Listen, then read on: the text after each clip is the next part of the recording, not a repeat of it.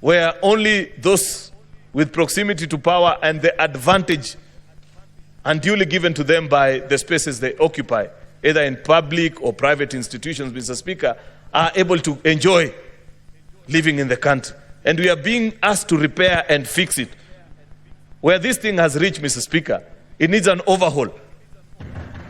I am afraid that not the usual glue and gum that we put into areas that are leaking will solve this time. It's completely broken.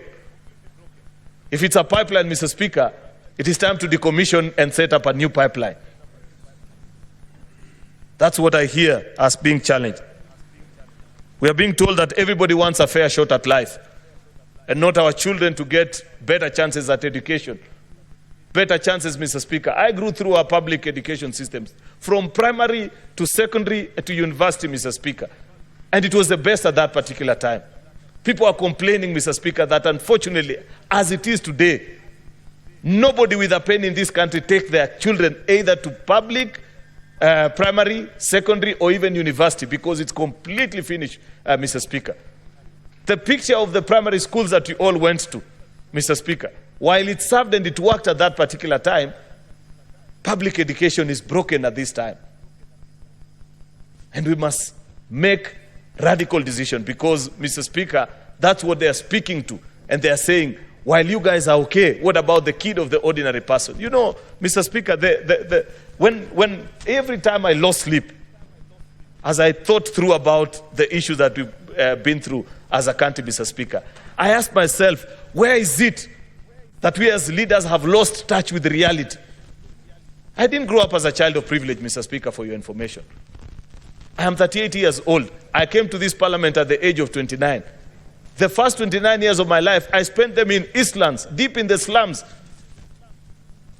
I have sold sim, like these kids you see on our streets in Ngong Road as you drive, Mr. Speaker, and many times when I see them, I reflect back and I roll down my windows and I share with them, because I know that they are complementing what their parents are doing.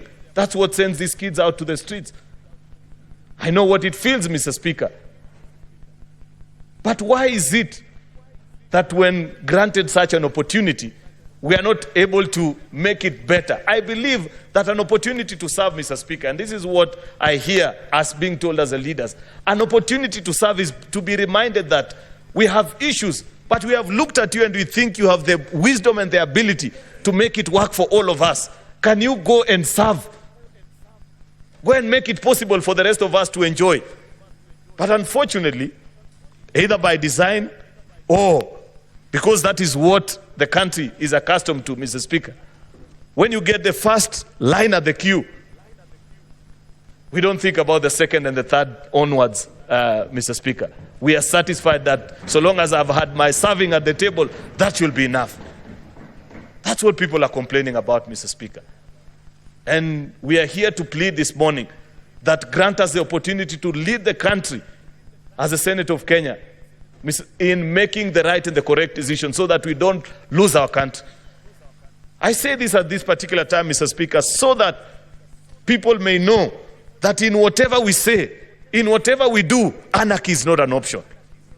I'd wish to plead even to those that are leading these protests and demonstrations, that if Kenya was to sink, unfortunately, not even them will be spared, Mr. Speaker. And I like the fact that many of the people have begun speaking out and saying that there are certain conditions that you must meet even as a person in some of the solutions that you are prescribing. Because you listen to what is being said in the online spaces, Mr. Speaker, some of the solutions that you can clearly see this will get us into more problems than already we are being unfortunately prescribed on us by people who are not within the borders of Kenya. And that's unfortunate, Mr. Speaker. But like I have said, it's not time to apportion blame and point fingers. It is time to lead the country and point them to the right direction. Because what our young people have done is that they have spectacularly, perhaps painted better than Galileo could ever paint, Mr. Speaker, a picture perfect of the reality of what it means to live in the Republic of Kenya today. Nobody could have done it any better, Mr. Speaker. And therefore, it's our duty. We are duty-bound as an institution to lead. Mr. Speaker, corruption has featured prominently in this conversation. In fact, at the heart of it, perhaps finance bill was just but a trigger. But the bigger conversation that the country is having is on the issue of corruption. And what is it that we need to do? We passed a new constitution in 2010, Mr. Speaker, and we thought at that particular time that we had finally succeeded to slay the dragon of corruption, because this is a challenge that as a country we've dealt with the last 60 years or 50, Mr. Speaker. But the question that people are saying is that instead of actually getting better, despite the fact that we have created independent offices, Mr. Speaker, it has become worse. EACC has crafted, and that's a conversation that we will need to have as a House. And eventually, Mr. Speaker, something that we haven't resolved at this point is when we have the thematic areas, shall we resolve them as a committee of the whole? There's a big thinking that says, given the national importance of this conversation, we cannot even relegate it to the committees. There are those that hold a slightly different view, and we will take time to reflect, and I am willing to be persuaded as I listen to my colleagues when they'll be speaking on this issue, Mr. Speaker, whether we deal with it as a committee of the whole. Because we must invite EACC here, Mr. Speaker. And they must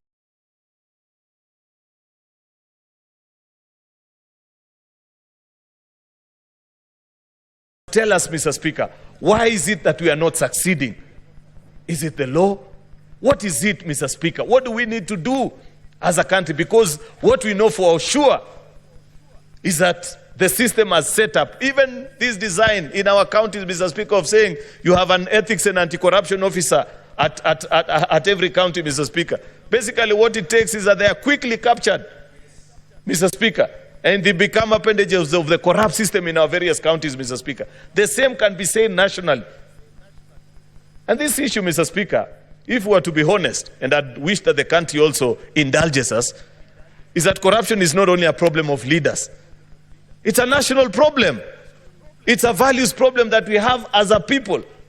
We cannot just speak, Mr. Speaker, about what leaders are doing without taking time to consider and say, how do we demonetize our politics, Mr. Speaker? How do we make politics less influenced and infiltrated by the power of money, Mr. Speaker? Because unless and until a country has that conversation, Mr. Speaker, I am afraid we are not likely to win this conversation. And part of the proposal that must come out of here, Mr. Speaker, is the process of removing money out of our politics, Mr. Speaker. That has destroyed the fabric of our society.